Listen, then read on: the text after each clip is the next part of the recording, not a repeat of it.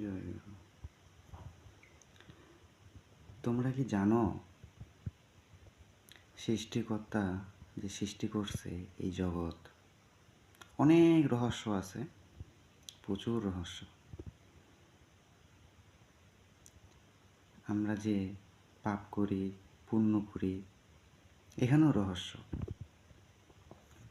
ছোট্ট কেমন, ব্যক্তিগত মত থেকেই বলি।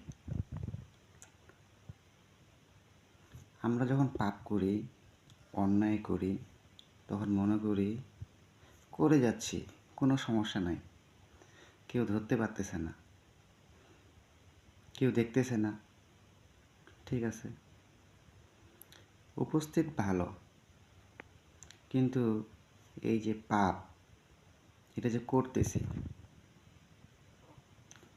এটা কিন্তু সেই জন আমাদের দ্বারা করায় নিচ্ছে। এই যে পাপ করতেছি, এই পাপের মাসুলটা আমাদেরকে এই জীবনে দিতে হবে। মাসুল যে দিতে হবে, এই মাসুল তো সৃষ্টিকর্তা এমনি এমনি কাউকে দিবে না, কেউ যদি পাপ না করে।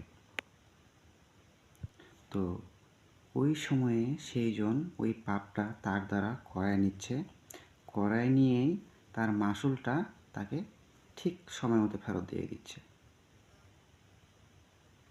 আমরা মনে করি পাপ করতেছি, কেউ দেখতেছে না, করে যাই, কোনো সমস্যা নাই, মানুষকে ঠকাচ্ছি, ঠকায় যাই।